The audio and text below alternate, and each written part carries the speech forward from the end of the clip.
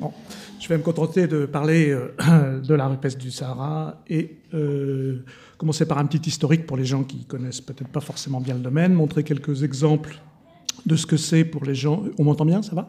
Ça colle? Pour les personnes qui ne seraient pas très familières avec ces images. Et puis je terminerai par... Ensuite, je ferai quelques critiques sur ce qui a déjà été fait, cette bonne guerre.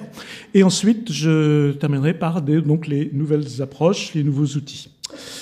Alors, je commence donc par un petit historique.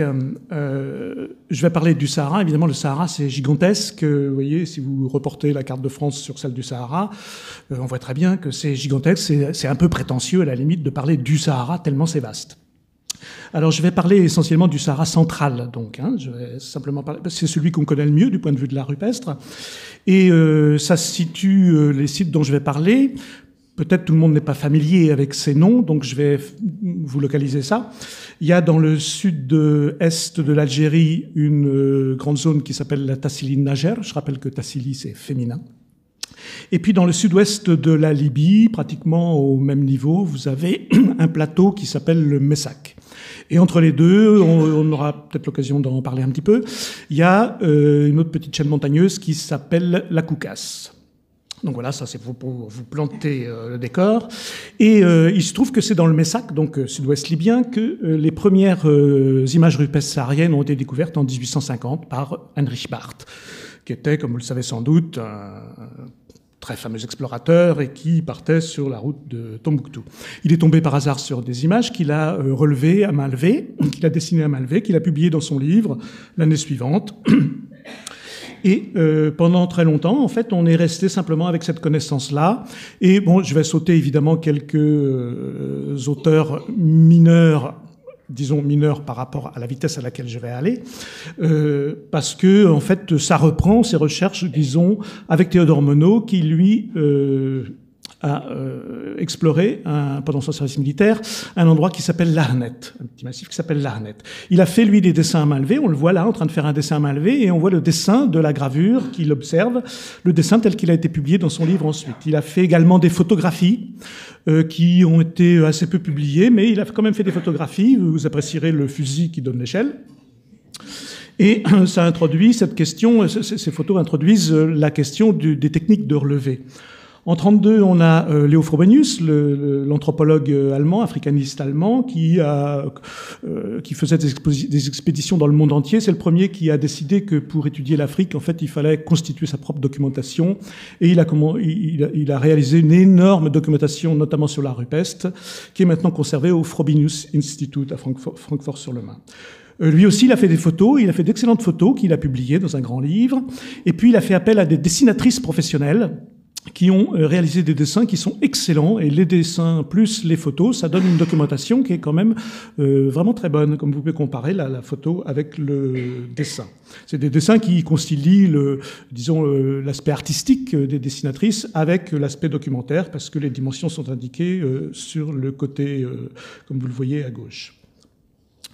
Alors ensuite, vous avez Maurice Régas. Maurice Régas, alors lui, du côté de la Tassili Najer.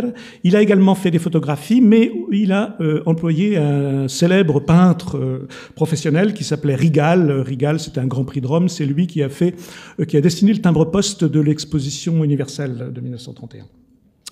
Et ça a été publié également. Ensuite, dans la Hagar, c'est un autre massif voisin, disons, du Tassili. À cette échelle-là, on peut dire qu'il est voisin. A également fait des photos, peu publiées, mais il a publié un livre dans lequel il a publié des relevés à la gouache, des calques directs qui ont été mis à la gouache et qui, à mon sens, sont parmi les plus beaux relevés qui a été fait à la main, enfin par cette technique. Vous en avez un exemple ici. Je trouve que c'est très, très beau. Et puis, on continue. Il n'y a pas beaucoup de femmes jusqu'à présent. La première à intervenir, à ma connaissance, c'est Yolanda Tchoudi, qui venait de Suisse et qui, elle aussi, a fait des photos. Le petit livre Peinture rupestre du Sahara, là, c'est uniquement des photos. Et elle a aussi fait des calques directs et puis qu'elle a publiés et mis en couleur, comme vous voyez à droite. Ça, c'est dans les années 50. Et avec les années 50, on voit une intensification de la recherche au Sahara central. Fabrizio Mauri, que vous voyez ici, en train de faire un relevé par calque direct. Et c'est lui qui parle. Je le laisse parler. Voilà. C'est un film dans lequel il raconte ses souvenirs. Et vous le voyez, il fait des relevés par calque direct, directement en mettant un calque sur la paroi, en mettant le calque sur du canson, et ensuite en passant à la gouache devant les peintures elles-mêmes pour essayer de respecter au mieux les couleurs. Alors celui qui a fait ça au même moment, alors ça c'est du côté libyen, c'est dans la Caucase, au même moment, pratiquement, dans les mêmes années, disons dans les années 50, 60, une autre grande campagne de relevés, c'est celle initiée par Henri Lotte, qui procède de la même manière. Vous voyez des images ici, vous voyez l'équipe d'Henri Lotte, les artistes qu'il avait engagés, et qui relèvent les peintures de la même manière, en mouillant les parois, ce qui n'a pas été sans dommage pour la conservation des peintures, malheureusement. Mais il a donc constitué une très grosse documentation qui se trouve maintenant conservée au Musée de l'Homme. Et puis, en fait, après ces grandes campagnes des années 50, 60, il s'est pas trop passé grand-chose, à mon sens, jusqu'en 1980, où intervient quelqu'un qui s'appelle Paul Huard, qui est le général Huard, qui s'est intéressé d'abord au Tchad et ensuite à l'ensemble du Sahara, et c'est pratiquement le premier qui a eu une vision pansaharienne de l'art rupestre. Il avait une connaissance encyclopédique de l'art rupestre, il a publié notamment, entre autres, ces deux énormes livres qui synthétisaient en 1980 toute sa vision de l'art rupestre. Et puis, une dizaine après, intervient quelqu'un d'autre qui s'appelait Alfred Mussolini, qui aussi avait une vision pansaharienne de l'art rupestre. Il a écrit un gros livre qui s'appelle « Les images rupestres du Sahara ». Et il a pas toujours été bien apprécié par ses collègues parce qu'il a entrepris une démolition systématique, on peut dire, de tous les travaux qui avaient été faits avant lui. Et donc ça l'a fait assez mal voir par beaucoup de collègues, mais il avait parfaitement raison, comme on le verra plus tard. Donc voilà, en gros, un très rapide historique. Évidemment, je ne peux pas citer tout le monde et tous les sites, bien entendu, dans un panorama aussi rapide que ça. Qu'est-ce qui s'est passé depuis les années 90 ? Depuis les années 90, il y a plus de grandes missions de relevé d'art rupestre au Sahara central, mais beaucoup de gens ont publié. Par exemple, si vous regardez sur Internet ou les recueils bibliographiques, vous verrez que beaucoup de livres sont parus, parfois des très gros livres, voilà, d'un niveau très inégal, je dirais, parce que ça va de l'étude assez pointue jusqu'aux livres qu'on offre à Noël, où il y a surtout des photos et pas beaucoup de texte. Et puis, surtout, je dirais, depuis une quinzaine d'années, l'essentiel de ce qu'on connaît de nouveau au Sahara du point de vue de l'art rupestre, notamment les nouveaux sites, ça a été signalé par des gens qui sont, dans l'immense majorité, membres d'une association qui s'appelle les Amis de l'art rupestre saharien. Si vous cherchez aars.fr, vous tombez sur le site de l'association. C'est une association qui publie des cahiers annuel, c'est un annuaire, et chaque cahier fait en gros 250 pages, et dans ces 250 pages qui paraissent tous les ans, il y a essentiellement des sites nouveaux, et puis des analyses de sites aussi. Et donc, en une quinzaine d'années, ça fait une énorme documentation qui a été réunie, et au bout du compte, si on fait, disons, un panorama, un flashback, si on regarde un petit peu en arrière, on se trouve à la tête d'une énorme documentation sur l'art rupestre. Évidemment, elle est pas toujours bien publiée, elle a été parfois réalisée de façon un peu discutable, elle n'est pas toujours conservée dans des conditions idéales, les lieux de conservation sont très variés, parfois un petit peu en péril, mais il n'empêche qu'on a une énorme documentation sur l'art rupestre, ça se compte en centaines de milliers d'images. Alors ces images, je vais vous en montrer quelques-unes quand même, parce que ce serait quand même un peu décevant, je pense, pour beaucoup d'entre vous, que de venir à une conférence sur l'art rupestre du Sahara sans voir une seule peinture et une seule gravure quand même. Donc un peu pour le plaisir et puis aussi pour vous montrer plus tard ce qu'on peut en dire, je vais vous montrer quelques images donc des deux grands sites dont j'ai parlé au début, que j'ai présenté au début. D'abord le Messac. Alors je mets cette photo qui est une belle photo de dune parce que en général on pense que le Sahara c'est du sable, mais vous savez bien que le sable au Sahara ça occupe quelque chose comme 20 ou 25% de la totalité de la surface. Évidemment si avec du sable il n'y aurait pas d'art rupestre. Il y a énormément de cailloux au Sahara, heureusement, parce que comme ça il y a beaucoup d'art rupestre. Au Messac, en fait voilà ce que ça donne, c'est un plateau, donc ici on est au pied du plateau et on regarde la partie est du plateau, la falaise qui se trouve à l'est. Donc vous voyez, c'est quand même un petit peu au milieu de nulle part. C'est un petit peu désertique quand même, il n'y a pas grand-chose entre le photographe et le plateau. Quand il pleut, quand même, ça reverdit un petit peu. Voilà, vous avez des plantes qui peuvent venir, mais c'est quand même très désertique. Si on monte sur ce plateau qui culmine autour de 1000 mètres d'altitude, un petit peu moins, mais bon, 900 mètres et quelques. Voilà ce qu'on voit. C'est un plateau désespérément plat, triste, parce que les pierres sont noires à cause de la patine du grès. C'est tout à fait noir et on peut marcher pendant des dizaines de kilomètres en ne voyant rien d'autre que le paysage que vous avez sous les yeux. Et pour moi, c'est vraiment un des plus beaux lieux du monde. Pas obligé d'être d'accord, mais... En fait, si vous regardez bien cette photo, outre le charme particulier, évidemment, du plateau du Messac, vous remarquerez qu'il y a quand même une petite solution de continuité en dessous l'horizon. Vous avez une petite ligne, ça change un petit peu. Et c'est tout simplement que ce plateau est entaillé régulièrement par des vallées, des oueds, qui, en fait, sont des vallées sèches. Il y a eu des rivières qui coulaient dans ces vallées. Exemple, vous voyez, j'agrandis la petite différence de couleur là, et si on s'approche à pied, on tombe au bord d'une falaise, et au fond, on a un peu de végétation. Là, il y a un peu de vie, parce que sur le plateau, il y a pas grand-chose. Bon, on va trouver des lézards, quelques lièvres, quelques insectes. Il y a un peu de vie qui reste, parce qu'il reste un petit peu d'humidité. C'est quand même parfois assez impressionnant, parce que vous voyez le Touareg qui est assis au premier plan, il donne l'échelle, c'est quand même des belles vallées. Si on descend, sur le plateau lui-même, on voit aussi des restes d'humidité, ce qu'on appelle en arabe des qa'at, ou des daria, c'est des anciennes mares qui sont maintenant complètement asséchées. Je vous en montre une ici, c'est intéressant parce que quand on s'approche de ces mares, très souvent, on trouve autour des traces d'occupation, les gens ont chassé là notamment, et on trouve des restes de pièges, par exemple. Si je descends dans les vallées, lorsqu'on descend dans les vallées, voilà ce qu'on peut trouver. On trouve tout un bestiaire gravé. On trouve des gravures. Chaque fois, presque, qu'on a des parois qui le permettent, eh bien, les gens ont réalisé des gravures, souvent de très grandes dimensions. On connaît, dans cette zone-là, des éléphants qui sont gravés plus grands que nature. Alors, je vais vous montrer quelques-unes de ces images. Il y aurait beaucoup à dire sur ces images, mais si je veux dire ce que je veux dire après, je vais pas trop les commenter. Je vais simplement vous les montrer pour que vous voyez un peu la qualité graphique, la qualité artistique, la qualité documentaire de ces images. Ici, vous reconnaissez le grand buffle antique. C'est un des intérêts de l'art rupestre, c'est que l'art rupestre permet de voir un peu à quoi ressemblait cet animal. Évidemment, c'est un animal disparu, c'est une espèce disparue. Et on connaît ses ossements, on a retrouvé ses ossements. C'était un buffle redoutable, un animal redoutable. Il y a au musée du Bardo un crâne, un bucrâne de cet animal. Et d'une extrémité de corne à l'autre, on compte 3,27 mètres. Donc c'est un énorme buffle. Déjà, les buffles, disons qu'on connaît actuellement, ne sont pas toujours d'une extrême sympathie. Donc imaginez un animal de cette taille, évidemment que les gens l'ont repéré et l'ont très souvent représenté. C'est un animal extrêmement impressionnant. Et puisqu'on est ici au muséum, n'est-ce pas, Cuvier, je crois, disait que « donnez-moi un os et je vous reconstitue tout l'animal ». Certes, c'est vrai, mais dans une certaine mesure, parce qu'avec les os, on peut pas avoir la forme des oreilles. Bon, on peut pas savoir, même si on y arrivait, on saurait pas s'il a des poils sur les oreilles, l'animal, ou s'il a une petite barbiche, ou s'il a les oreilles dressées ou pendantes, etc., s'il a la lippe qui pend un peu, etc. Grâce aux images rupestres, tous ces détails, on peut les connaître. On peut connaître la posture de l'animal, on peut connaître la position de sa queue quand il est en rut, etc. Donc beaucoup d'informations peuvent être tirées de ces images.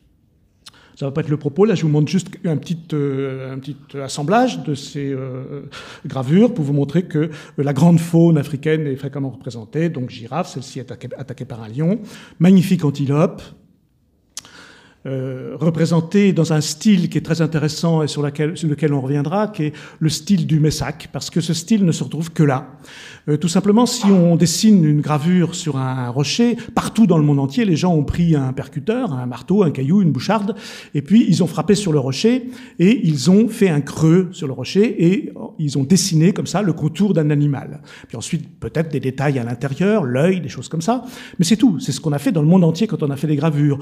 Au mieux, parfois, on a poli l'intérieur de la gravure pour la rendre un peu plus différente de la surface extérieure.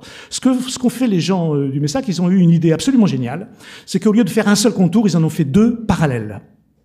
Et comme les deux contours sont parallèles, ça peut faire un effet un peu bizarre. Donc ce qu'ils ont fait, c'est qu'ils ont bouchardé l'intérieur du contour interne, et puis aussi un petit peu l'extérieur du contour interne, ce qui fait que le tracé de l'animal a l'air d'être en relief. On a l'impression, quand le soleil joue dessus, que c'est un cordon en relief qui aurait été ajouté sur la paroi. Évidemment, c'est une illusion d'optique, puisque c'est bien gravé, mais ça donne une impression de relief qui est absolument saisissante. Quand le soleil joue dessus, c'est magnifique, et ça n'existe que dans cette zone-là. C'est un style qui caractérise ce qu'on pourrait appeler la civilisation du Messac. Voici quelques autres exemples. Un autre buffle, celui-là, il est piégé. Je vous donne un détail de sa tête pour illustrer ce que je vous disais, c'est que parfois on a utilisé le polissage pour augmenter le contraste entre la roche et puis la partie gravée, dans un effet comme si on faisait un aplat en peinture, par exemple. Autre exemple, un éléphant. Je vous montre un détail de sa tête. Et vous voyez que là aussi, par exemple, pour le contour des lèvres, on a utilisé le double contour. Un hippopotame qui est entièrement réalisé au double contour, vous voyez l'effet que ça donne une sensation de relief extraordinaire. Les détails de la bouche, de la narine, de l'œil, tout ça c'est en double contour. Il y a aussi des animaux domestiques, donc notamment voilà, des bœufs, et la qualité de ce type de gravure est quand même, pour moi, absolument incomparable. Je connais rien de tel nulle part au monde.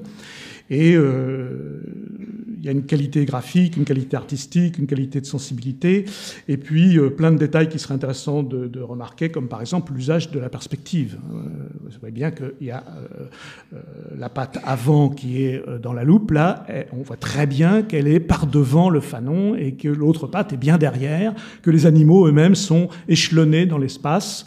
Donc ces gens maîtrisaient parfaitement ce type de perspective. Là aussi, vous voyez bien que sur ce groupe de têtes de bovins, la corne de celui de droite passe par devant celles qui sont derrière. Ça demande quand même un sacré savoir-faire parce que pour faire des gravures, on ne peut pas utiliser de gomme. Il n'y a pas de repentir possible. Un autre exemple de bovin entièrement dessiné en double contour avec un bouchardage interne qui utilise la surface de la roche pour donner l'impression du volume du corps. Ils ont même été poussés le détail jusqu'à montrer les côtes saillantes, aussi avec le procédé du double contour. Voici un détail de sa tête qui vous montre un peu la qualité du travail.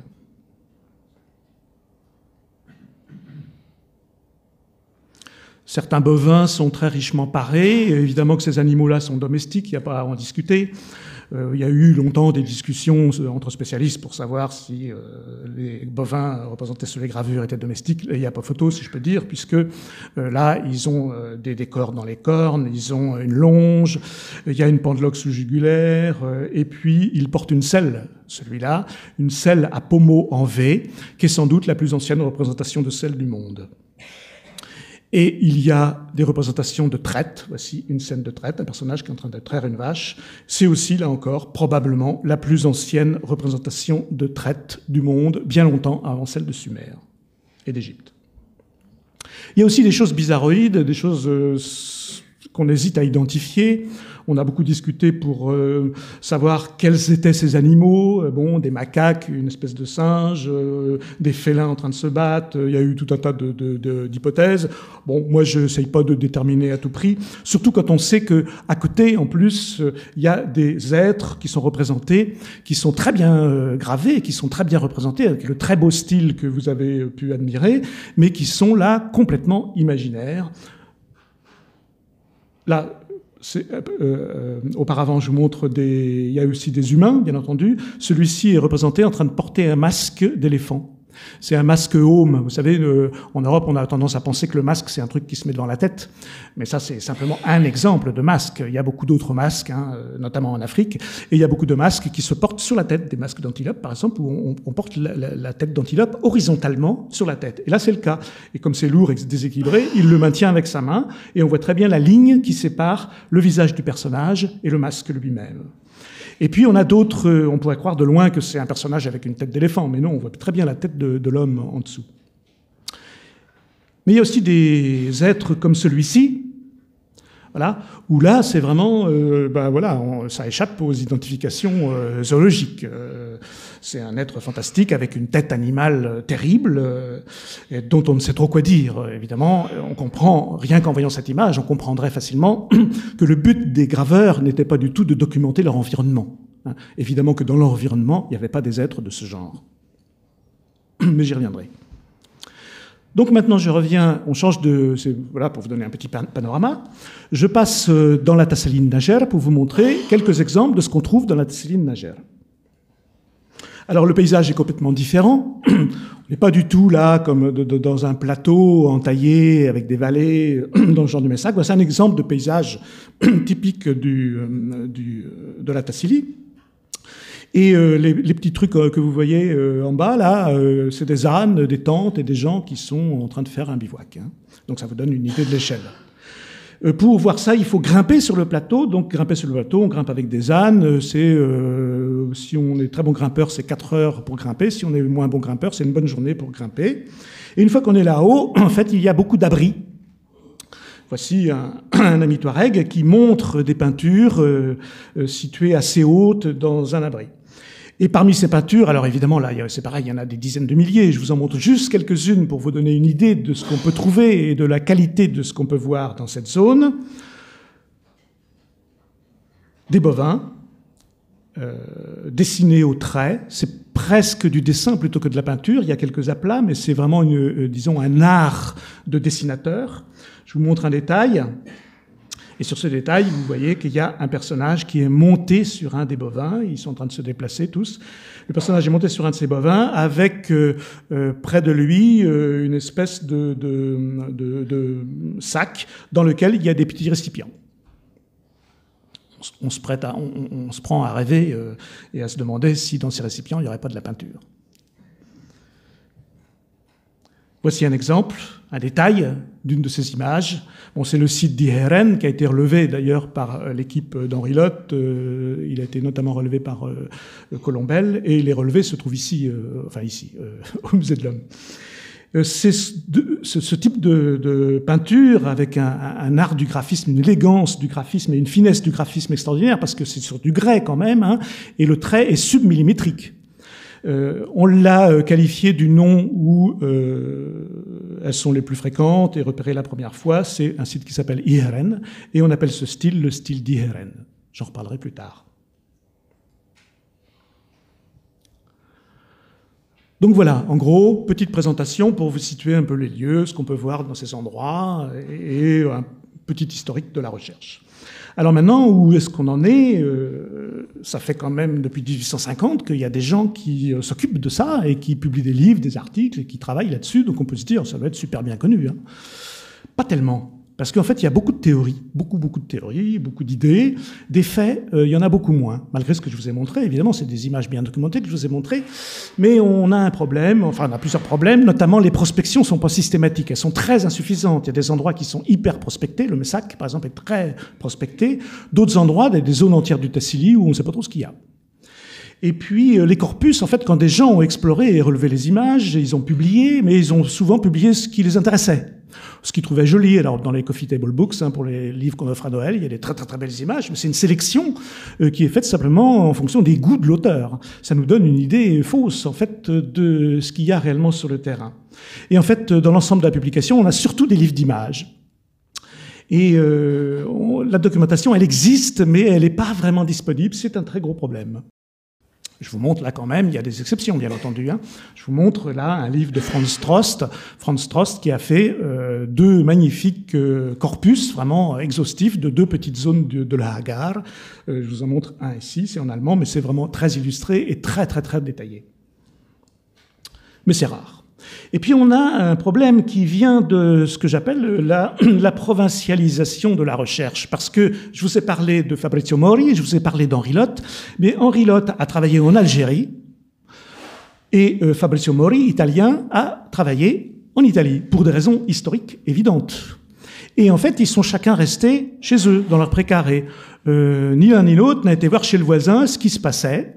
Et donc, toutes leurs analyses sont faussées, parce qu'évidemment, la frontière entre l'Algérie et la Libye, elle est plus que récente, et en tout cas, elle n'a rien à voir avec l'art rupestre. Et donc, leur vision des choses est forcément très limitée, et donc ça a contribué à beaucoup embrouiller les travaux, notamment sur l'étude des styles, puisque l'un identifiait des styles dans sa zone, et puis l'autre identifiait d'autres styles en donnant un autre nom dans sa zone. Mais si on fait un grand zoom arrière et qu'on regarde tout ça, on s'aperçoit que beaucoup de ces styles, c'est le même.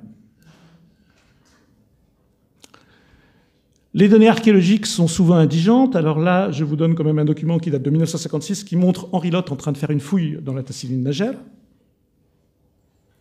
Donc il commence, il entame la fouille, et ensuite il laisse le travail à un collaborateur. Ça va me permettre de boire un petit coup.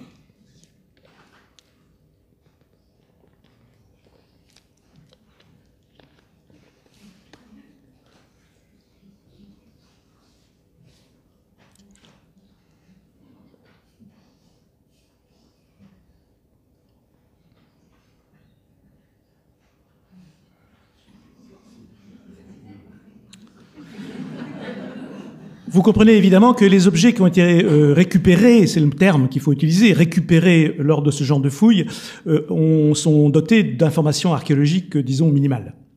Des fois, on ne sait même pas d'où ils viennent, on sait simplement que c'est Tassili. Voilà. Et donc là, il y a un gros problème. C'est un problème général. Donc là, je vous montre évidemment quelque chose qui est presque caricatural, mais réel. Et en fait, on a très peu de fouilles. D'abord, au Sahara, les endroits où on peut faire des fouilles sont plutôt rares, hein, parce qu'à cause de la déflation, il n'y a plus de sol très souvent.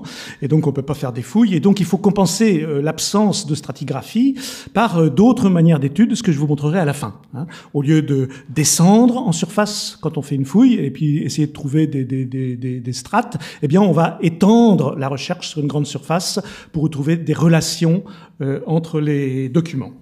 En tout cas, voilà, beaucoup des fouilles qui ont été faites par des chercheurs jusqu'à une époque très récente sont presque inutilisables. Et il faut pas me dire que ça dépend, que c'était l'époque, que c'était comme ça, que tout le monde faisait comme ça à cette époque-là, parce que là, je vous donne une petite citation de 1911 de Salomon Reynac qui dit « Fouiller en terrassier n'est pas fouiller en archéologue ». Alors évidemment, depuis quelques années, on a quand même des fouilles correctes qui ont été faites, mais essentiellement en Libye. Et ailleurs, au Sahara, vous avez vu les sites fouillés au Sahara, de toute manière, se comptent sur les doigts d'une main. Et donc, sur l'immensité de cette surface, on peut parler vraiment d'une documentation indigente, même dans le cas où elle a été bien faite ces dernières années. C'est très insuffisant. Et il faudrait connaître beaucoup plus de choses. Dans les problèmes qui sont un peu, qui rendent tout ça un petit peu lourd et un petit peu difficile et dont on a du mal à se débarrasser, il y a le paradigme géologique. Le paradigme géologique, ça consiste simplement à repérer des couches. On pourrait dire plutôt le paradigme paléontologique. Vous connaissez peut-être un livre de D'Orbigny qui s'appelle Le prodrome de paléontologie stratigraphique. C'est lui qui a lancé un peu cette idée qui est on a des couches géologiques et chaque couche est identifiée par un fossile directeur. On trouve le fossile directeur, paf, on connaît l'âge de la couche. Et la couche suivante, c'est un autre fossile directeur. La couche suivante, c'est un autre fossile directeur. Et là, eh bien, Théodore Monod, qui était géologue, entre autres géologues, a introduit ce paradigme, et lui, il parlait par exemple de couches, en parlant de la couche caméline. Quand il y avait des images qui représentaient des chameaux, pour lui c'était la couche caméline, et il parle de la couche cabaline, la couche bubaline, la couche équidienne, etc. Et donc ça donne un paradigme qui est un petit peu gênant. On s'aperçoit maintenant que finalement, ça a été très utile parce que ça a permis au moins de classer les images.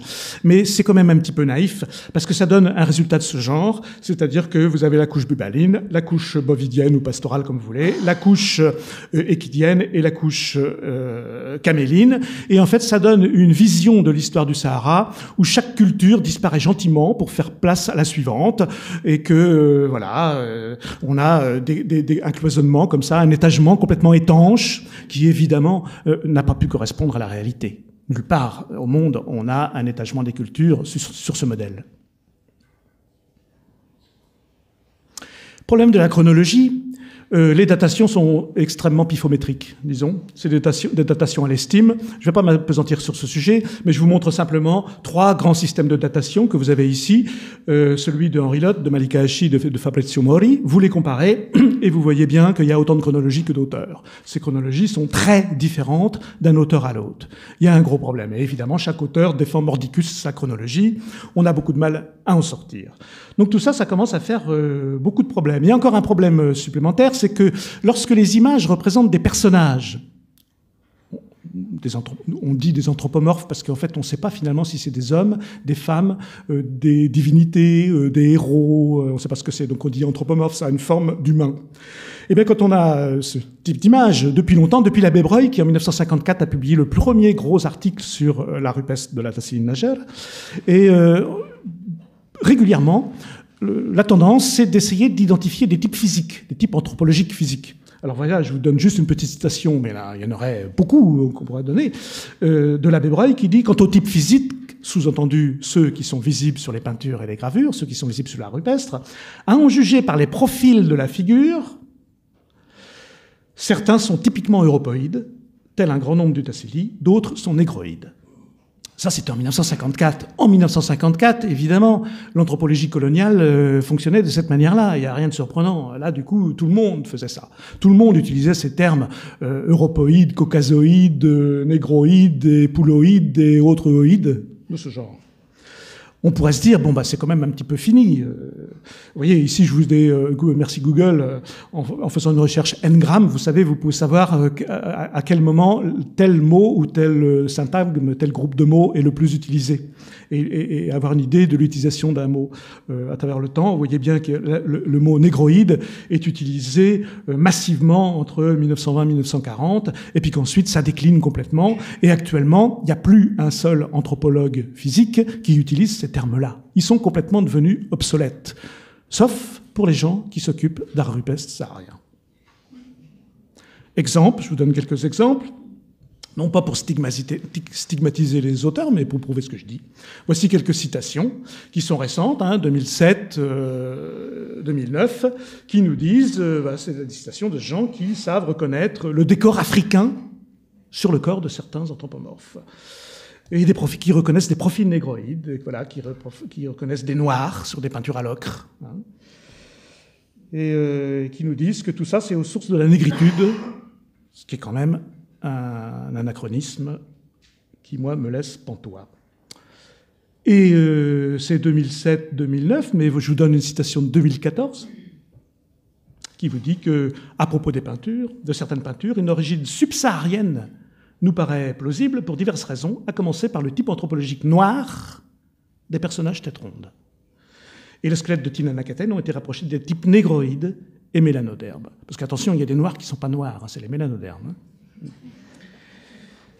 Il y a des noirs, je veux dire, des noirs qui ne sont pas négroïdes. Voilà. C'était un peu compliqué les affaires. Voilà. Ça tient pas debout. Ça tient pas debout, mais malheureusement, ça encombre toujours la littérature, et il serait grand temps, je pense, de se débarrasser de ces scories. Pour toutes ces raisons, eh bien, l'intérêt, l'enthousiasme pour l'art rupestre saharien est retombé. Quand Henri Lotte, quand Fabrizio Mori ont commencé à publier leurs images, quand il y a eu la célèbre exposition à Paris, organisée par Henri Lotte en 1957, avec un magnifique catalogue et un numéro spécial de Paris Match, et vraiment une couverture médiatique extraordinaire, quand il a présenté ses relevés, tout le monde s'est complètement enthousiasmé, parce que c'était extraordinaire. On ne s'attendait pas d'une part à trouver ça en plein milieu du Sahara, où on pensait qu'il n'y avait rien. Bon. Et puis, il y a des idées d'Atlantide qui sont revenues, de civilisations disparues, là, perdues au milieu de nulle part. Et puis surtout, ces images avaient l'air de documenter de manière extraordinaire la vie des gens de la préhistoire. On voit des tas de détails sur ces images. Vous avez vu la selle, par exemple, cette selle en bois, il n'y a aucune chance de jamais la retrouver en fouille. Les longes, les colliers, le décor dans les cornes et mille autres choses, les arcs, toute la forme des arcs, plein de choses sont documentées par ces images, plein de choses que les archéologues ne retrouveront jamais. Donc on s'est dit c'est extraordinaire, parce qu'en fait on peut faire non pas de l'archéologie du Sahara, néolithique ou préhistorique en tout cas, on peut faire carrément une ethnologie de la culture matérielle de ces gens avec ces images. C'est extraordinaire, on s'est vraiment enthousiasmé. En plus elles sont superbes, et donc il y a eu un enthousiasme vraiment populaire. Le succès des livres d'Henri Lotte en témoigne. Mais malheureusement, ça a été progressivement abandonné, du côté des préhistoriens, en tout cas, parce que les préhistoriens ont dit au bout d'un petit moment, bon, bah, c'est bien joli, là, vos images, c'est sûr qu'elles sont très belles, c'est sûr que c'est rempli de trucs vraiment très intéressants pour nous, sauf qu'elles sont pas bien datées, on sait pas trop de quand ça date, et puis on sait pas les interpréter non plus, on sait pas vraiment qu'est-ce que ça représente vraiment, on n'a pas trop d'idées. Tout ça, finalement, c'est joli, mais on sait pas trop quoi en dire. Et nous, préhistoriens, en fait, ça nous intéresse finalement pas tant que ça, on sait, en tout cas, si, pour illustrer les couvertures des livres. Ça a beaucoup servi pour illustrer des couvertures de livres d'archéologie. Mais où le premier chapitre des encyclopédies d'histoire de l'art, vous avez souvent une image rupestre du Sahara. Mais après, c'est fini, parce qu'on ne sait pas trop quoi en dire, et puis on finit par penser que c'est pas très utile, et surtout, c'est pas très utilisable.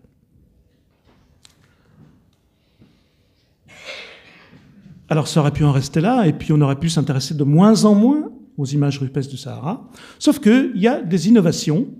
D'abord, il y a beaucoup de gens, comme je disais, à preuve les publications des cahiers de l'Ars, beaucoup de gens continuent à s'intéresser au Sahara, même si maintenant c'est difficile de s'y rendre, mais beaucoup de gens continuent à voir des choses au Sahara inédites et puis à les publier. Et puis, il y a des nouveaux outils qui sont apparus et qui permettent de voir des nouvelles choses sur des endroits qu'on connaissait, qu'on croyait déjà connaître, et même sur des documents qu'on croyait déjà connaître.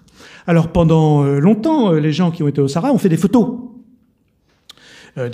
argentiques, voilà, donc c'est un peu compliqué les photos argentiques. D'abord, ça coûtait très cher, donc souvent les gens faisaient des photos noir et blanc pour que ce soit moins cher, mais pour les peintures c'est pas terrible. Et puis c'est difficile à exploiter. Ensuite, c'est difficile à classer, ça prend de la place. C'est pas l'idéal, disons, mais il y avait que ça, ou alors des dessins. Mais les dessins c'est encore pire. Alors, il y a aussi un problème, c'est que vous voyez vous êtes au Sahara, vous êtes dans un abri, vous voyez quelque chose de rouge, il y a de la peinture, faites une photo, bon, voilà, vous rentrez chez vous, vous avez votre photo, puis sur la photo, vous savez même plus ce que vous avez photographié parce que on voit presque rien sur la photo. Et donc, c'est très difficile d'exploiter les photos argentiques, notamment quand il s'agit de photos de fantômes. Les fantômes, c'est donc ces restes de peinture qui sont à peine visibles sur les parois. Mais, comme vous le savez tous, évidemment, il y a eu une révolution qui est la révolution numérique. La révolution numérique permet deux choses. Elle permet de scanner les anciens documents, aussi bien les relevés que les photos, que les diapositives, tous les anciens documents, on peut les scanner, ce qui fait que c'est beaucoup plus manipulable. On peut les classer, on peut les changer de place, on peut les regarder, les ouvrir, les refermer avec des logiciels, tout ça, c'est très commode. Bon, bien plus commode que les classeurs à diapo. Et puis, on peut faire maintenant, et aussi carrément, directement, des photos numériques de très très très haute qualité. Et une des choses intéressantes avec les photos numériques, c'est que l'appareil, le capteur de l'appareil, il capte des choses que votre œil ne voit pas. Alors après, sur la photo, vous ne les voyez pas non plus, mais c'est capté dans l'appareil. Et vous allez voir que, du coup, il y a moyen de les faire ressortir. Parce que ce que permet le numérique, c'est ensuite le traitement d'image. Il y a des logiciels que vous en connaissez tous, évidemment. Vous connaissez tous, évidemment, Photoshop, mais il y en a plein. Il y a Hypercube, CorelDRAW, etc. Il y a plein de logiciels qui permettent de traiter les images. Il y en a qui sont chers, il y en a qui sont gratuits, il y en a qui sont très compliqués à utiliser, il y en a où j'ai juste besoin de faire clic et puis ça vous donne l'image idéale. Bon, vous avez tout sur Internet. Mais en tout cas, on peut maintenant traiter les images. Alors, ce qui est intéressant pour nous, qui nous intéressons à l'art rupestre, c'est que quelqu'un a concocté un logiciel particulier qui permet de traiter particulièrement l'art rupestre. C'est un Américain qui s'appelle Jon Harman et qui a fabriqué un greffon. Moi, j'utilise le mot greffon, ça veut dire plugin en français. Pour Imagegy. Imagegy, tapez sur Google Imagegy, c'est une alternative gratuite à Photoshop. Gratuite et open source. C'est super intéressant parce que du coup, tous les trucs open source, vous avez dans le monde entier tous les geeks de service et les gens passionnés par ça qui essayent d'améliorer le logiciel, ce qui fait qu'il progresse tout le temps. Et puis des gens rajoutent des plugins, et Jon Harman a rajouté un plugin spécialement pour l'art rupestre. Alors comment ça marche? Mais en tout cas, en gros, il faut savoir que les images numériques, elles sont construites dans des espaces de couleurs, et il y en a plusieurs. Le plus connu, c'est RVB pour les écrans comme celui-là. RVB, c'est rouge, vert, bleu. Et donc, en mélangeant ces couleurs, on obtient toutes les couleurs de l'écran. LAB, etc., LRE, il y a plein d'espaces de couleurs comme ça. Et certains espaces de couleurs sont mieux adaptés pour étudier les peintures, notamment. Et alors, ce que fait le logiciel, vous avez une peinture, là, à gauche, Il construit l'espace de couleur et ensuite il prend tous les pixels de la peinture, tous les points de couleur si vous voulez, et puis il fabrique un histogramme qu'on peut manipuler, qu'on peut bouger, etc. C'est la même chose que vous voyez dans les petits cubes là, c'est la même chose que la peinture qui est à gauche. Hein. Toutes les couleurs de la peinture sont réunies, tous les pixels sont réunis là.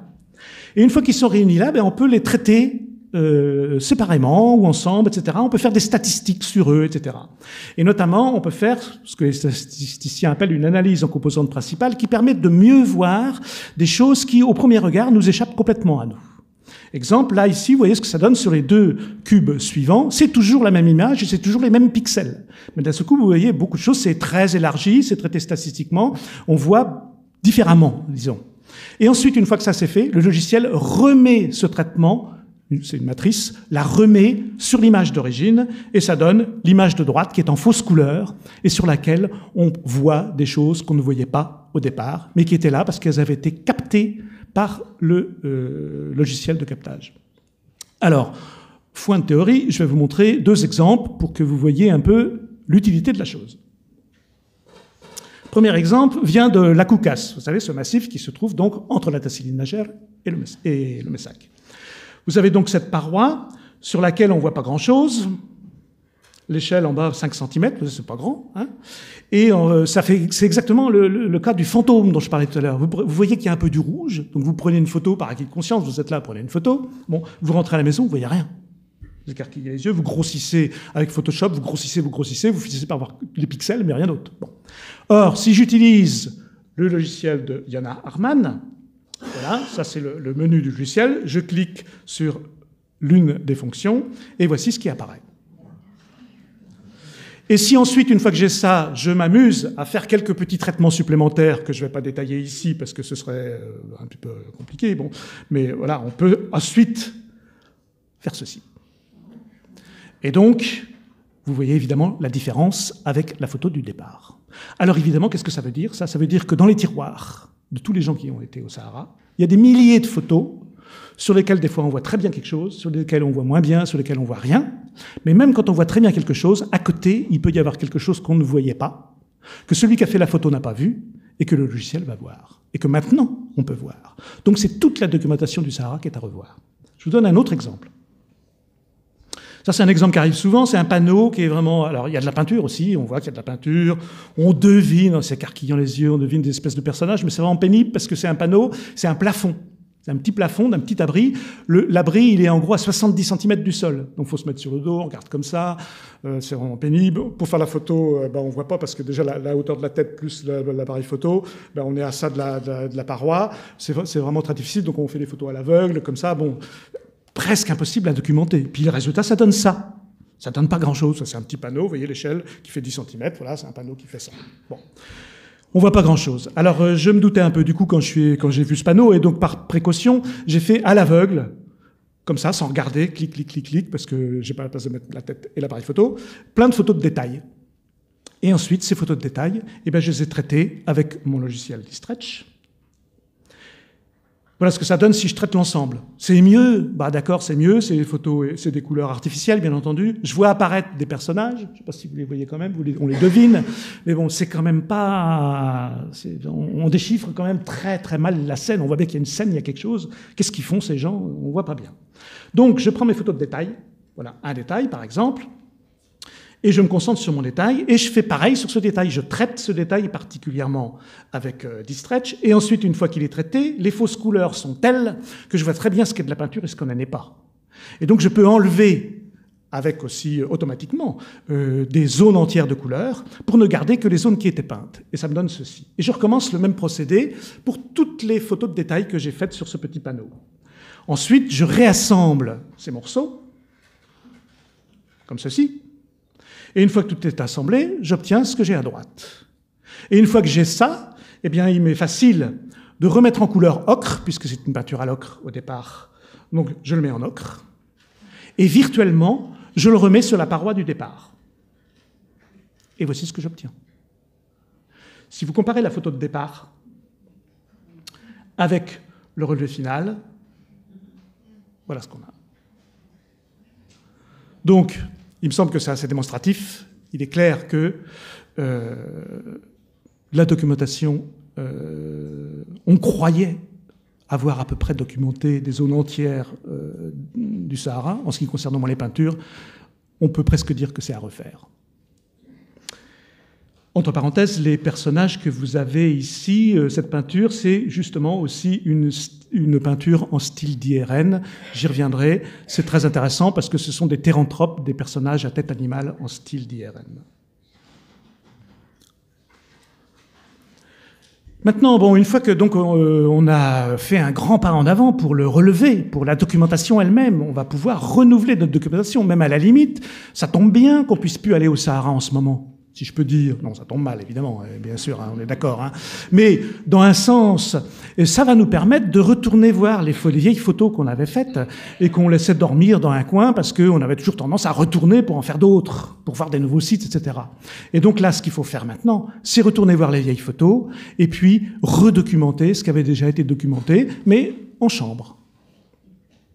Et une fois que la documentation donc est renouvelée, une fois qu'on a une bonne documentation, eh bien la tendance c'est de se dire bon qu'est-ce que ça veut dire tout ça, qu'est-ce que ça représente, qu'est-ce qu'ils ont voulu dire, c'est quoi tout ça, il y a un message quand même. Voyons.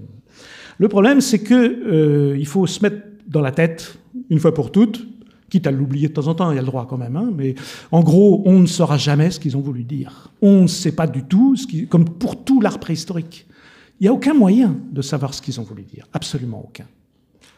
Ça n'empêche pas qu'on a le droit de s'interroger, qu'on a le droit d'essayer de chercher, qu'on a le droit d'émettre des hypothèses, etc. Mais il faut toujours garder dans un petit coin, de dire ne nous énervons pas, parce qu'au fond, on ne saura jamais. On ne saura jamais, c'est ce que les pédants un peu sémioticiens appellent, parce qu'il y a l'interprétation émique et l'interprétation éthique, éthique sans H, hein. C'est-à-dire en gros, il y a l'interprétation de l'auteur ou de la culture à laquelle appartient l'auteur, et puis l'interprétation de l'observateur qui, lui, n'est pas de cette culture-là.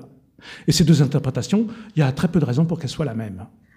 Et il y a un exemple qui va vous le faire comprendre très facilement, c'est un exemple que vous connaissez tous, c'est tiré de Saint-Exupéry. Non, c'est pas un chapeau que j'ai dessiné, c'est un boa en train de digérer un éléphant. Voilà, à gauche, vous avez l'interprétation émique, et à droite, vous avez l'interprétation éthique.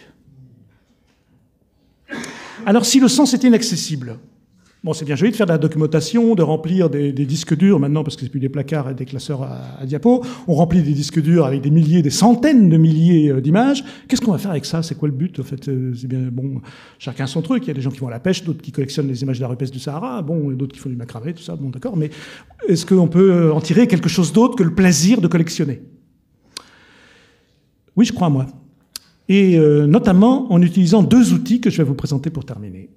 Un outil qui est très vieux, un très vieil outil, bien connu des ethnologues et des anthropologues, un outil qui malheureusement a été abandonné, parfois pour des bonnes raisons, on a jeté le bébé avec l'eau du bain. C'est la rhéologie, pas l'aérologie. L'aérologie, c'est l'étude de l'atmosphère, tout ça. Bon, non, la rhéologie, c'est l'étude des aires de répartition, notamment l'étude de répartition des aires culturelles et des traits culturels. C'est basé sur une idée très simple, c'est que si vous pointez sur une carte des traits culturels particuliers, eh vous allez voir une zone de répartition, et cette zone de répartition, elle résulte d'une histoire. C'est réparti comme ça actuellement parce qu'il y a eu une histoire qui a abouti à cette répartition-là. D'une certaine manière, la géographie, c'est de l'histoire qui s'est figée.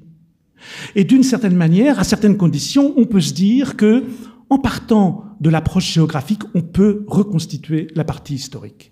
C'est risqué, ça pose des problèmes, c'est pas si simple, etc. Mais c'est ça l'idée en gros. Et au Sahara, ça a été appliqué depuis très peu de temps, en fait. Ça fait très peu de temps que c'est appliqué. Je mentionne quand même deux personnes qui font ça avec des résultats tout à fait remarquables et convaincants. Yves Gauthier qui a appliqué ça aux monuments lithiques de l'ensemble du Sahara. Les monuments lithiques qui sont des monuments funéraires, ce qu'on appelle aussi des monuments mégalithiques, sauf que là, ils sont souvent avec des petites pierres. Et puis Robert Vernet, qui est peut-être dans la salle d'ailleurs, je ne sais pas. Robert Vernet, donc, qui a fait le même travail sur les armatures de flèches. Ça avait déjà été fait par Henri-Jean Hugo naguère, mais lui, il a repris ça de manière très systématique, avec des résultats intéressants. Je vous donne juste un exemple de ces résultats.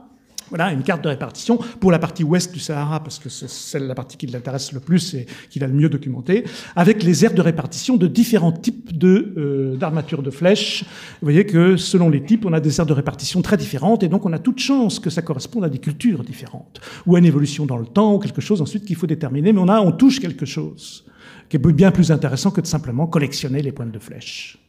On peut avoir des bocaux remplis de pointes de flèches. eBay, Arrowhead ou Pointe de Flèche, il y a des gens qui vendent des centaines et des centaines et des milliers de pointes de flèche dont on ne sait pas d'où elles viennent. Et du coup, on ne peut pas faire ce genre de carte. C'est pareil pour la rupestre. La rupestre, si on sait d'où ça vient, les images, eh bien peut-être on va pouvoir faire des cartes de ce genre et qui vont peut-être nous dire des choses. Entre parenthèses, ce travail, c'est un travail en cours qui va paraître dans le prochain numéro des Cahiers de l'Ars. Je reviens justement à propos de Pointe de Flèche, juste pour montrer l'intérêt de ce genre de choses. Ça, c'est le personnage que je vous ai fait apparaître magiquement tout à l'heure. Il a un arc, on voit la flèche, on voit l'armature de flèche, dont je vous montre le détail. Or, c'est une armature qui existe dans la réalité. Donc là, on peut espérer, sur certains cas, pouvoir faire un lien entre l'étude des peintures et l'archéologie pure et dure, l'archéologie caillou, si je peux dire. Alors, voyons d'un peu plus près. Ah oui, les monuments lithiques. Les monuments lithiques, puisque j'ai parlé des travaux d'Yves Gauthier, voilà un petit résumé de ce que ça nous donne. Donc, voici une carte du Sahara central. Et parmi les différents types de monuments funéraires, les gens ont été enterrés dans des monuments qui sont très différents les uns des autres. Il y a toute une typologie des monuments que je ne vais pas vous faire maintenant. Mais en gros, il y a un type de monument qui s'appelle les monuments en corbeille. En corbeille, pourquoi? Parce que c'est des stèles qui sont des pierres dressées, qui sont arrangées en cercle, évasées vers l'extérieur, comme une corbeille, vous savez, corbeille à pain, une corbeille de mariée, cette forme-là, comme ça, évasée. Et au milieu, il y a une stèle. Eh bien, ce type de monument-là ne se trouve qu'à un seul endroit du Sahara, c'est au Messac. Vous avez ici l'aire de répartition. Alors, il y a une différence entre ma carte et la carte précédente des armatures de flèches. C'est que moi, je me méfie un peu des aires de répartition simples. C'est-à-dire vous pointez sur une carte toutes les attestations de quelque chose et vous faites un ovale, une patate, quelque chose pour entourer. Et ça vous donne l'aire de répartition maximale. Ça peut être très grand, l'aire de répartition maximale. Moi, je préfère calculer avec un autre type de logiciel, qui sont les logiciels de traitement de l'information géographique, calculer les aires de densité. Parce que dans une grande aire de répartition, il peut y avoir, vous voyez pas si à l'ouest, par exemple, de votre aire de répartition, ça passe ici parce que vous avez 2-3 éléments, et puis vous en avez 2000 à l'autre bout. Vous le voyez pas parce que vous avez fait simplement un grand trait tout autour. Moi, ça m'intéresse le poids relatif des documents, au moins par leur nombre. Et là, donc, les logiciels certains logiciels de traitement informatique des informations géographiques permettent de calculer ça. Et donc, le rendre par des couleurs. Et plus la couleur est chaude, plus la densité est élevée. Et donc là, en rouge, c'est là qu'il y a le plus de documents. Et ensuite, ça passe du jaune au vert au bleu, et puis ensuite à rien. Voilà. Ça permet de bien visualiser les noyaux de densité. Alors, monuments en corbeille, les voilà. Je regarde un autre type de monument. Les gravures en style de Messac, pardon. On peut faire ça avec les peintures, les gravures, on peut faire ça avec ce qu'on veut, du moment que c'est bien documenté et puis qu'on a les localisations géographiques. Les gravures en style du Messac, évidemment, donc c'est un truisme, elles se trouvent au Messac. Bon, d'accord. Mais, donc si je compare les deux aires de répartition, en haut, les gravures en style du Messac, en bas, les monuments en corbeille, vous remarquez évidemment que la répartition est quasiment la même. Si je regarde, et c'est là que ça va prendre son sens, si je regarde maintenant un autre type de monument qu'on appelle les monuments à couloir en enclos, c'est simplement un tumulus, et le mort, le défunt, il est là sous le tumulus.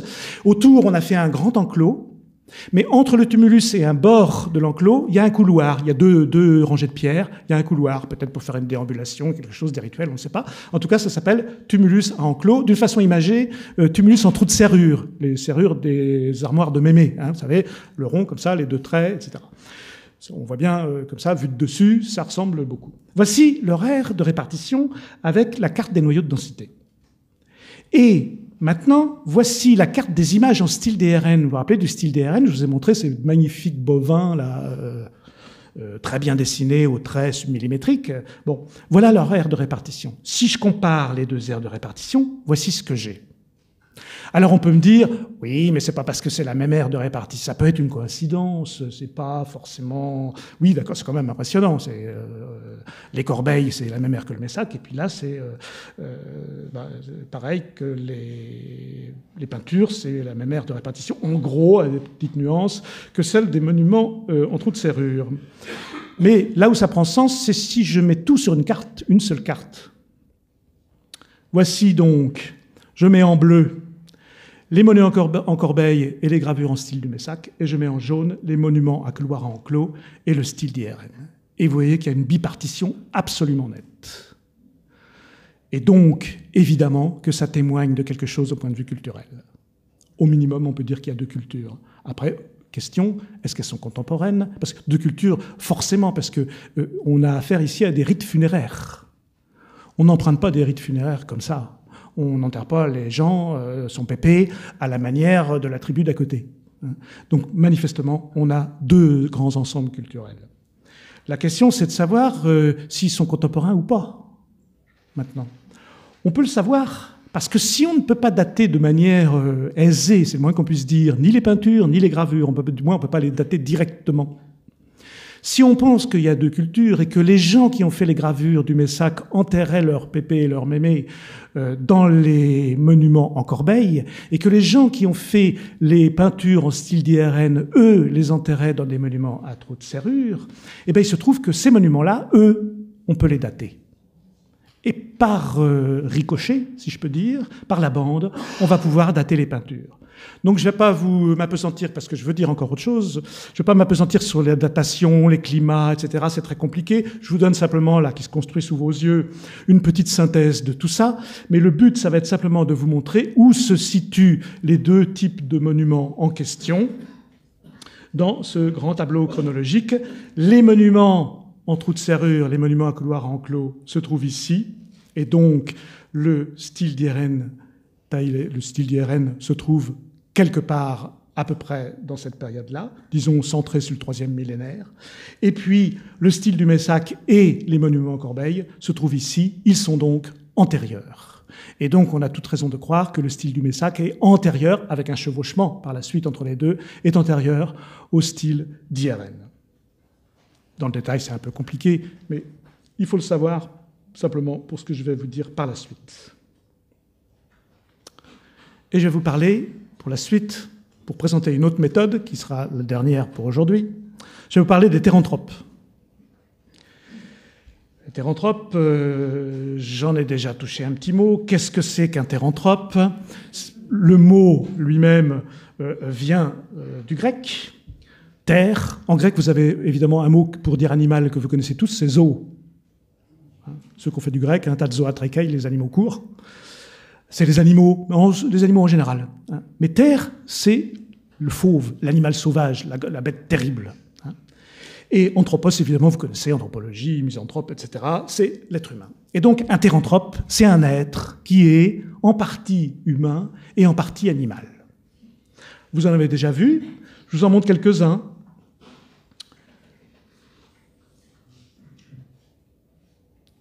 Voilà à quoi ça ressemble, les théranthropes. Il y en a en peinture, il y en a en gravure.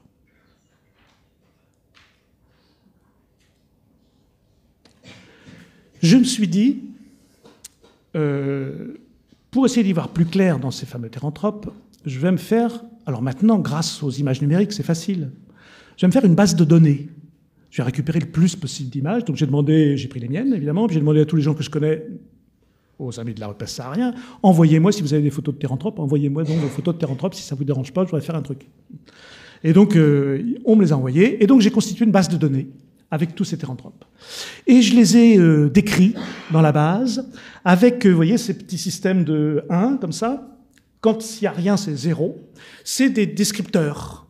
Alors, des descripteurs très simples sur lesquels on peut que se mettre d'accord. C'est-à-dire, le théranthrope, là, il a des oreilles ou il n'a pas d'oreilles? On voit les dents ou on ne voit pas les dents? Il a une queue, il n'a pas de queue? Des choses très simples comme ça. S'il a des oreilles, on met 1. S'il n'a pas d'oreilles, on met 0. 1, 0, 1, 0, à tous les critères, comme ça. Pourquoi un 0? Tout simplement parce que les ordinateurs, ils adorent ça, le 1 et le 0. Ils adorent. Et après, ça va permettre de faire d'autres trucs avec l'ordinateur. Notamment, j'oublie pas de dire que dans ma base de données, j'ai rentré aussi d'autres données, par exemple le style. Est-ce que c'est IRN? Est-ce que c'est le style du Messac? Un autre style peut-être, mais il n'y en a pratiquement pas dans d'autres styles. Et puis j'ai surtout rentré les coordonnées géographiques. Parce que comme ça, en 3 clics, ça me permet de faire des cartes, comme celles que vous avez vues précédemment. Une fois que j'ai fait ce petit travail, eh bien, je fais une carte des théranthropes connus, de moi en tout cas, au Sahara central. Et donc, vous en avez 212 au Messac, moins au Tassili, mais le Tassili, malheureusement, la Tassili a été moins prospectée que le Messac. curieusement. Et puis 33 dans la cocasse. Voilà les aires de répartition telles qu'on peut les dessiner avec des patates. Une fois que j'ai fait ça, moi, ce qui m'intéresse, c'est ensuite ma base de données. Je fais ça pour le plaisir, mais en même temps, je fais ça, j'ai une idée derrière la tête, c'est que je veux lui poser des questions. Et l'intérêt d'une base de données comme celle-là, c'est qu'on peut croiser les questions. C'est-à-dire, je peux lui dire, ils sont où ceux qui ont des oreilles? Et tout de suite, elle me répond. Elle me fait la carte des noyaux de densité. Ils sont où ceux qui ont une queue? Elle me fait la carte des noyaux de densité. Mais je peux demander, ils sont où ceux qui ont des oreilles et pas de queue? Ou ceux qui ont des oreilles et une queue. Je peux croiser toutes les demandes comme ça, et je peux multiplier les demandes. Et à chaque fois, j'ai une carte. Et donc, je vous montre quelques-unes de ces cartes pour vous donner les résultats, pour vous donner une idée de ce qu'on peut faire avec ce genre de base de données. Là, c'est l'hétéranthrope qui porte à la ceinture, il porte des trophées d'animaux. Voilà où il se trouve. Ça, ce sont ceux qui ont une queue. Maintenant, je demande à ma base, dis donc, tu peux me dire où ils sont ceux qui sont ityphaliques, c'est-à-dire qu'ils ont un phallus en érection. Ben, ils sont là. Et tiens, puisqu'on parle de phallus en érection, tu peux me dire ceux qui sont en train de coïter avec une mignonne hétéranthrope, ben voilà, ils sont là.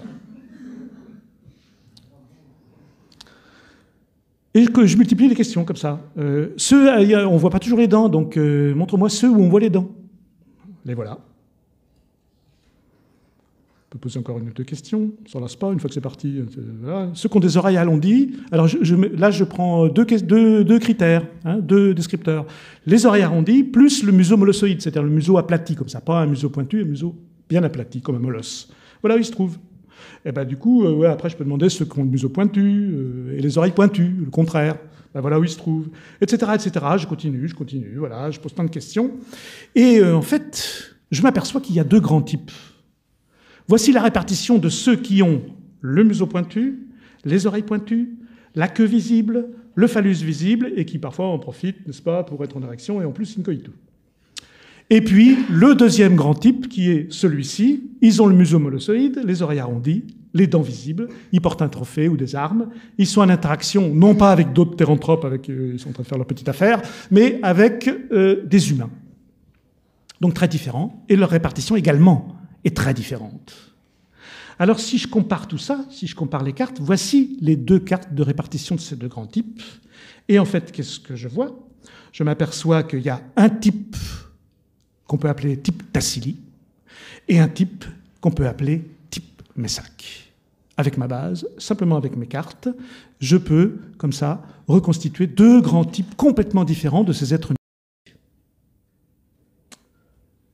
Est-ce que je peux aller plus loin? On va essayer avec une autre méthode qui est celle de la phénétique. Ça tombe bien parce que grande galerie de l'évolution, les généticiens, ils ont mis au point des logiciels qui permettent de comparer facilement, enfin relativement facilement, plus facilement qu'à la main, les codes génétiques. Le code génétique, c'est un code, quoi, hein, avec une ligne, avec tout un tas de lettres, voilà, qui varient, comme une grande phrase, sans interruption, comme ça. Et je me suis dit, tiens, est-ce que je pourrais pas faire comme si mes théranthropes, évidemment, c'est des êtres imaginaires. Il n'y a jamais eu de théranthrope nulle part vivant, bien entendu. Hein, ces êtres avec une énorme tête comme ça, les grandes dents et tout, ça n'a jamais existé. Mais je me dis, tiens, pour rigoler, je vais faire comme s'ils avaient existé. C'est-à-dire, je vais faire comme si c'était des êtres zoologiques réels. Et puis je vais les décrire, alors, et puis je vais étudier leur code génétique. Donc vous allez dire... hein, mais avec une idée, quand même, c'est que il y a quelque chose qui s'appelle les marqueurs génétiques externes. Vous savez, avoir les oreilles qui sont dressées ou les oreilles qui tombent, il y a un gène qui commande ça derrière. Et en fait, le morphotype, la forme externe, est déterminée ou dépend en grande partie de certains gènes. Et donc, par la forme extérieure, je peux atteindre quelque chose qui dit quelque chose sur la génétique. Alors, je vais faire comme si c'était possible. Je sais très bien, hein, on se calme, d'accord, hein, je sais très bien que c'est pas possible pour les théranthropes. Je fais comme si. Et donc là, je me limite, je tiens pas compte du style. Et donc le style me dit rien là-dessus. Je tiens pas compte de plein de trucs dans la description qui sont pas utiles. Je tiens compte que des marqueurs physiques externes de ce que je vais considérer comme des animaux réels. Donc par exemple, il a une queue, il n'a pas de queue. Voilà.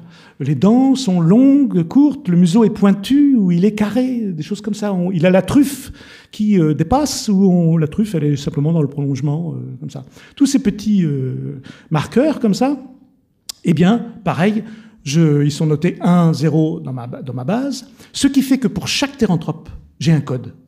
Une suite de 0 et de 1, 1, 0, 0, 1, 1, etc., qui en fait décrit le théranthrope. Et ils sont tous décrits par une ligne de code. Et une fois que j'ai une ligne de code pour chaque théranthrope, mes théranthropes, je peux pratiquement les appeler des taxons. Et je peux les utiliser dans un logiciel utilisé par les généticiens pour comparer les codes génétiques des différents taxons. Et donc, c'est ce que j'ai fait. Pour ça, il faut construire une matrice. Donc voilà, un petit extrait de la matrice. Une matrice, c'est très simple. C'est un grand carré avec des chiffres. Voilà. Et donc, vous avez là, chaque ligne représente un théranthrope. Et les suites de 0 et de 1 que vous voyez, eh bien, c'est la description de la forme extérieure du théranthrope. Les logiciels qui travaillent là-dessus, ensuite, comparent les lignes et vont les classer selon le degré de proximité. Comprenez bien évidemment qu'il y a une ligne qui n'a que des zéros, puis une autre ligne qui a que des zéros, elles sont très ressemblantes. Si je rajoute un 1 quelque part sur une des deux lignes, elles se ressemblent un peu moins, puis un autre, etc. Et donc on peut mesurer le degré de proximité de chaque ligne. Et ensuite, une fois qu'on a fait ça, enfin c'est le logiciel qui fait ça, moi j'attends. Ça prend la nuit en général, parce que ça turbine, c'est très long. Eh bien, il me fabrique un arbre avec un logiciel qui s'appelle SplitStree, un algorithme qui s'appelle Neighbor Net Analysis, qui permet de calculer la proximité Neighbor Net, le voisinage de chaque type. Et voici ce que ça fait. Ça me présente un graphe, un dendrogramme, voilà, qui a cette forme. Alors, évidemment, sur l'écran, c'est peut-être un peu loin, vous voyez peut-être pas ce qui est écrit au bout des lignes. Ce qui est écrit, c'est généralement la provenance du théranthrope. Mais je vais vous le visualiser. Et par exemple, je vais vous montrer tous ceux du Messac. Ils sont tous là. Et puis ceux de la Caucase, voilà. Et ceux de la Tassili Negev sont tous là. Or, vous voyez qu'il y a une concordance géographique parfaite entre mon analyse qui ne tient compte que de la forme et des critères externes, que du code génétique des théranthropes. Je n'ai rentré aucune information géographique là-dedans. Or, il me donne la répartition géographique. Ce qui fait que par cette méthode, je confirme ce que j'avais déjà trouvé, vaut mieux 2 fois qu'une, et ça me permet de prouver ce que j'avais dit. Je confirme que mon étude aréologique avec les cartes était bien bonne et qu'elle avait bien touché quelque chose. Le même logiciel peut fabriquer un arbre, parce qu'évidemment l'idéal, c'est de fabriquer un arbre avec une phylogénie, une évolution de ces êtres. Alors on peut lui demander, si on lui demande gentiment, il le fait, là il l'a fait, voilà.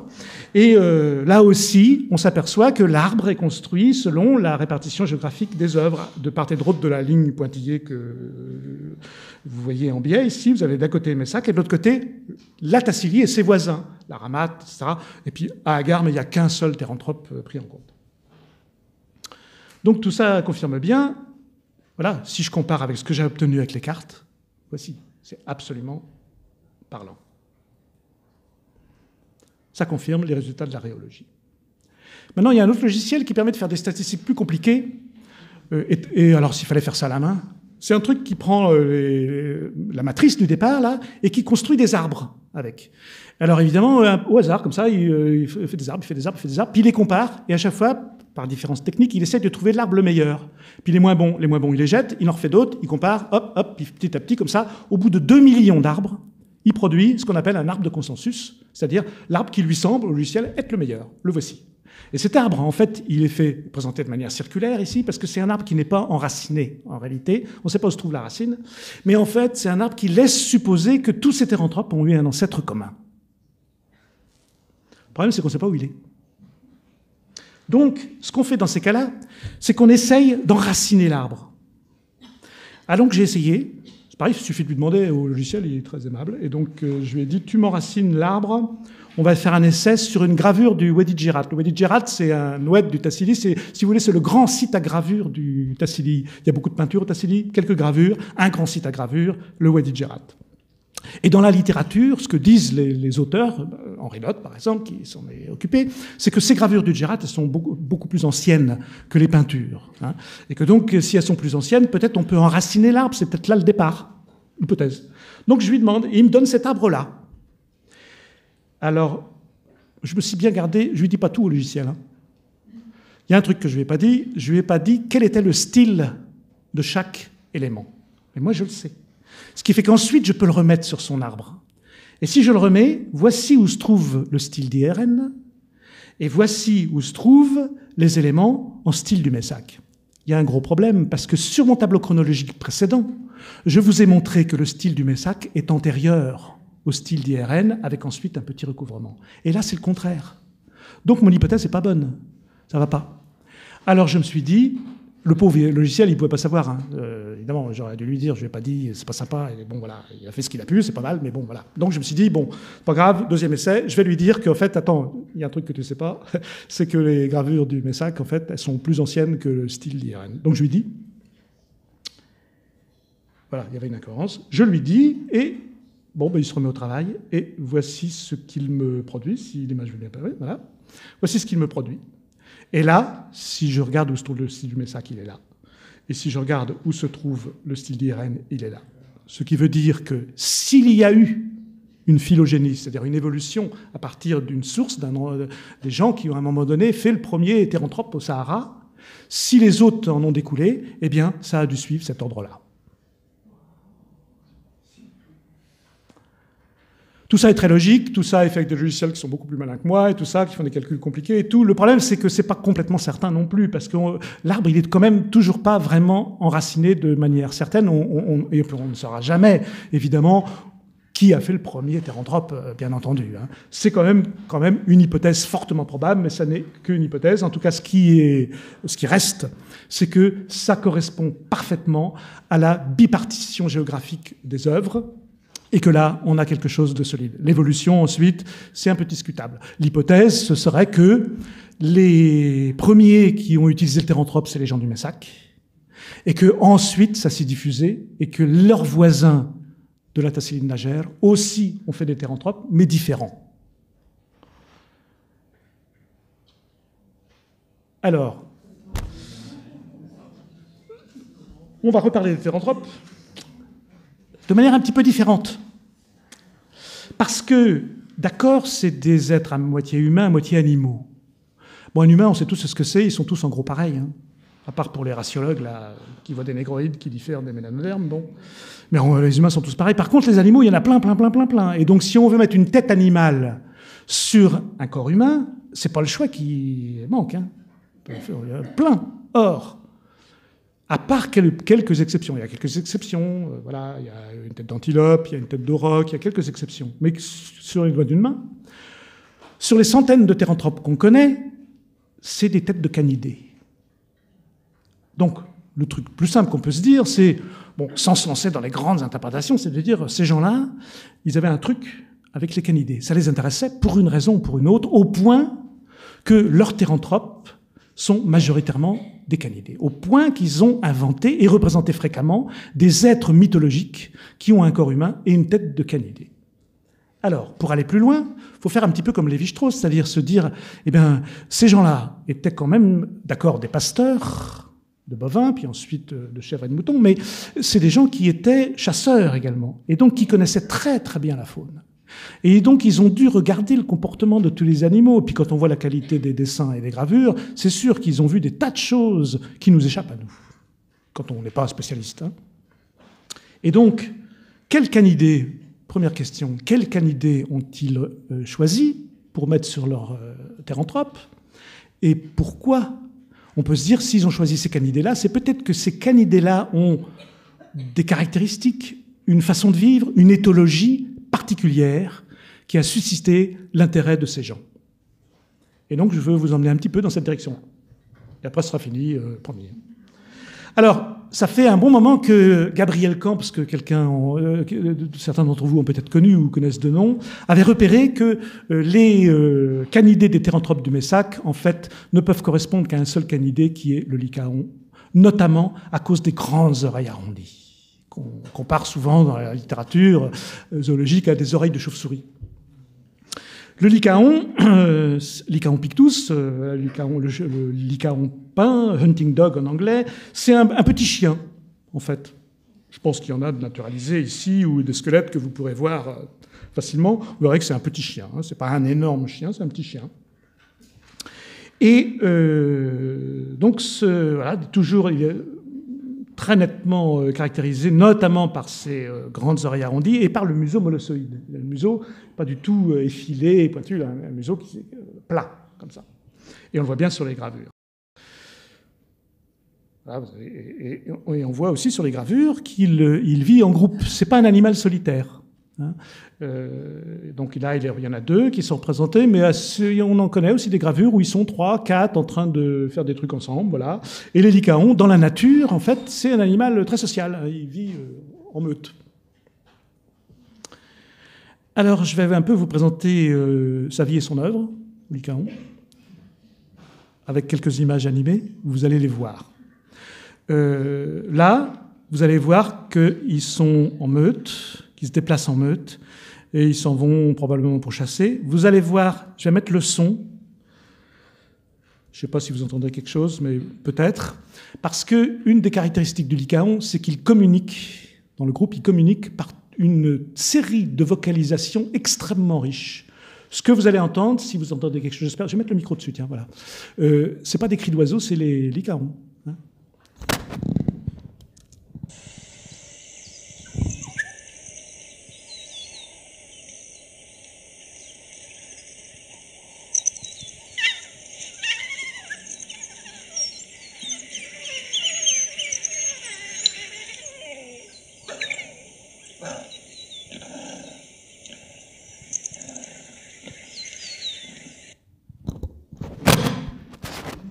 C'est le canidé qui a la plus riche gamme de vocalisation et qui communique beaucoup comme ça par son. Donc il vit, vous voyez les belles oreilles arrondies, le museau molossoïde aplati. C'est un chasseur. Il chasse en meute. Et alors tous les voyageurs africains, ou du moins les voyageurs en Afrique, mais les Africains aussi le disent, ont été frappés par le fait qu'il est tout petit. Et il chasse des gros animaux. Un petit chien, bon, il est haut comme ça, hein, voilà. On pourrait croire que, comme, je sais pas, comme les renards ou quoi, il va chasser des lièvres ou voilà, des rats, je sais pas, des écureuils, des animaux de ce gabarit. Non. Il chasse des antilopes, il chasse des zèbres, il chasse même des girafes, il peut même chasser des lions. Il est au sommet de la pyramide des prédateurs. C'est pas le lion, c'est lui, ce qu'on sait rarement. Et donc, c'est curieux parce que c'est un petit animal, tout petit. Comment il y arrive? Il y arrive parce qu'il chasse en groupe. Tout seul, il n'y arriverait jamais, évidemment. Il chasse en groupe.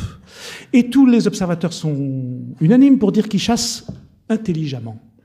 Il se relaie, il fatigue sa proie, il isole une proie un peu plus fatiguée quand il attaque un troupeau, vous allez le voir tout de suite. Et donc, il a une astuce de chasse qui compense sa faiblesse physique. Et il y a une autre chose qui a frappé tous les observateurs, qui disent qu'il est donc intelligent, et qu'il est cruel. Pourquoi? Parce qu'il dévore ses proies vivantes. Alors c'est vraiment l'horreur des horreurs, j'entends des gens qui font comme à chaque fois, oh, voilà, puis c'est rien à côté du film, je vous garantis, bon, que je vais vous montrer.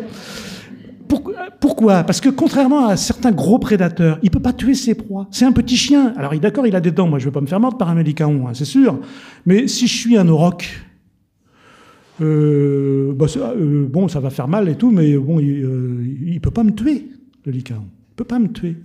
Hein, trop petites dents. Tout. Il n'est pas bien armé. Alors déjà, il est trop petit.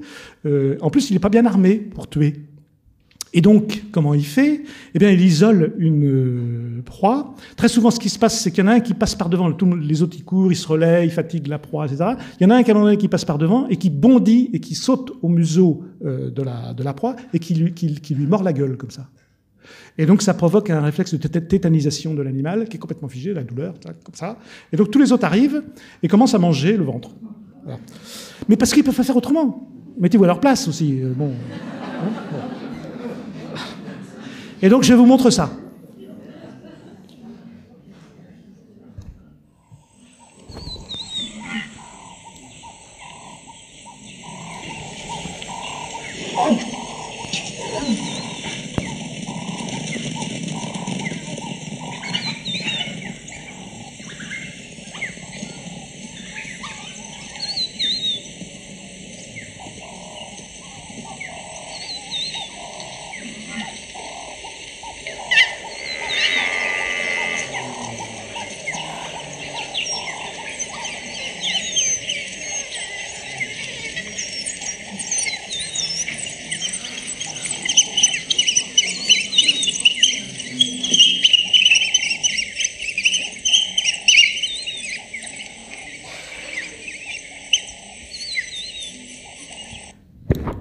voilà. La nature. Donc, ils ne peuvent pas faire autrement. Alors, ça a une conséquence supplémentaire, c'est qu'ils ne peuvent pas ramener leur proie. Parce que ça, c'est les mâles qui chassent. Hein. Les femelles et puis les petits, ils restent à la maison. Et donc, comment ils mangent les autres? Un problème, ça. Hein.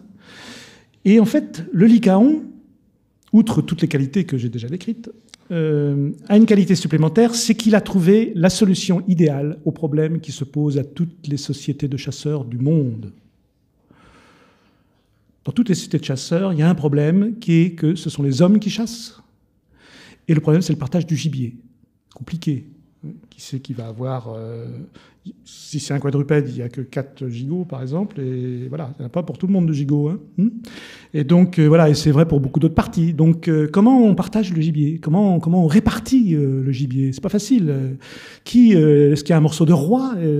Est-ce que celui qui a tué l'animal ou qui l'a vu le premier, il a une part particulière, lui? Et après, les autres qui n'ont pas participé à la chasse, bon, il faut bien qu'ils mangent. Donc, on leur donne quelque chose quand même? Bon, il y a des bibliothèques d'ethnographie entières qui sont consacrées à cette question du partage du gibier chez les cultures de chasseurs. C'est un problème très compliqué. Il y a des tas de solutions qui ont été trouvées par toutes les cultures de chasseurs. Solutions très diverses, parfois très compliquées. Lui, le lycaon, il a la solution idéale. Il ne peut pas ramener son gibier, donc qu'est-ce qu'il fait? Il le mange. Il mange tout. Tout ce qu'il peut, du moins. Parce qu'ils sont petits, ils n'ont pas un énorme ventre non plus, donc ils se bourrent. Vraiment, ils mangent tout ce qu'ils peuvent. Voilà. Quand ils ne peuvent plus rien manger, bon, ils s'en vont, ils laissent le reste. C'est pas perdu pour tout le monde, hein, bien entendu. Et puis ils rentrent. Et quand ils rentrent, il y a ce que les éthologues appellent le rituel du mordillement de la commissure des lèvres. Les femelles ou les petits qui étaient restés arrivent pour accueillir les chasseurs, repus, avec le ventre. Et ils leur mordillent le coin de la lèvre, et ça provoque un réflexe de régurgitation. Ils rendent tout ce qu'ils ont mangé.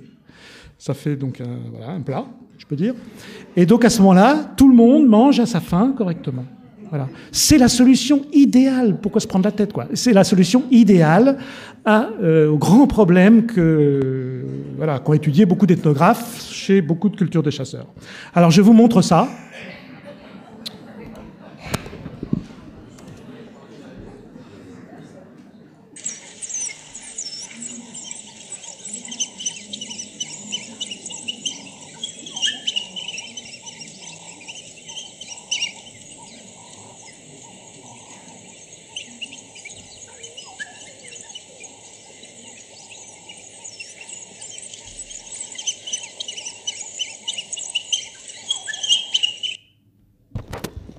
Voilà. Donc, pour résumer, le lycaon, c'est un chasseur intelligent qui chasse, on dit souvent, les auteurs, vous savez, tous les administrateurs coloniaux et autres vieux coloniaux qui sont revenus en métropole ont souvent écrit des livres avec des titres aussi fascinants que « Mes chasses en Afrique ».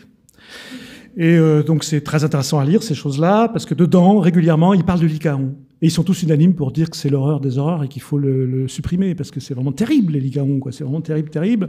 D'abord, c'est un animal qui chasse par plaisir. Insupportable, quoi. Enfin, franchement, bon, pour se nourrir, d'accord, mais il chasse par plaisir, puis intelligemment, tout ça, hein, par plaisir.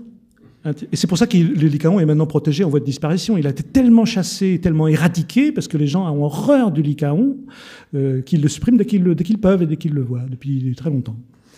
Donc, on a un animal qui est désarmé, qui n'a pas naturellement la capacité de tuer, qui chasse intelligemment, qui chasse par plaisir. Moi, ça me rappelle un autre animal qui est à peu près doté des mêmes caractéristiques.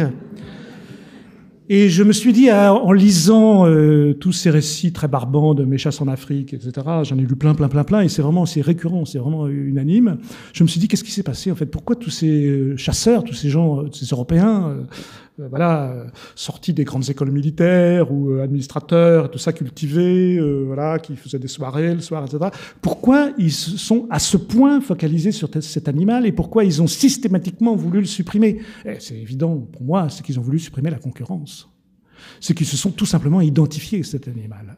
Et donc je me dis que si des gens comme ça se sont identifiés à cet animal, alors quid des hommes préhistoriques? qui avaient observé aussi, eux, la même chose. Et à ce moment-là, peut-être que j'ai une piste pour comprendre le fait qu'il s'est aussi souvent représenté des hommes à tête de Lycaon pour ce qui s'agit du Messac. Si je compare maintenant ceux du Tassili, ceux de la Tassilie, ce sont aussi des théranthropes, mais dans leur immense majorité, ils ont une tête de chacal. Et le chacal, en fait, on peut dire, pour résumer, c'est l'autre du Lycaon. Autant l'un est diurne, l'autre est nocturne, autant l'un est solitaire, autant l'un vit en meute, autant l'un est un chasseur qui chasse d'énormes proies, c'est très impressionnant, et l'autre il chasse des trucs ridicules, ou alors il mange des fruits. Autant il y en a un qui ne fait que japper, autant l'autre est capable d'avoir toute une gamme vocale, etc. On s'aperçoit que non seulement dans la forme, puisqu'il y en a un qui a les oreilles arrondies, l'autre les oreilles pointues, un qui a le museau carré, l'autre le museau pointu, etc., etc., un qui a une grosse queue touffue et une autre une petite queue mince, etc., autant dans leur apparence extérieure que dans leur vie, leur œuvre, eh bien, ils sont l'opposé l'un de l'autre. Alors, mon idée, c'est que il y a eu, probablement, ça je ne peux pas le prouver, mais c'est probable, ça a commencé au Messac, les gens se sont identifiés au Lycaon. C'est-à-dire que lorsque vous êtes une culture de chasseurs et que vous cherchez un animal pour vous représenter métaphoriquement, votre culture comme toutes les cultures le font, eh bien, sous la main, il n'y avait qu'un seul animal idéal pour ça, c'est le Lycaon. C'est l'animal parfait pour représenter un chasseur et une culture de chasseurs. Et donc, les gens du Messac, on pourrait quasiment les appeler ceux du Lycaon.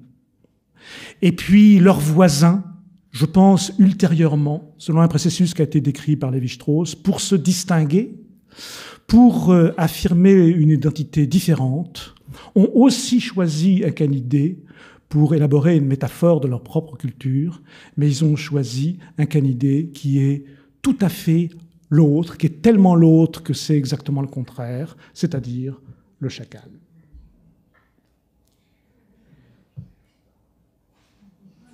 Et je vous remercie.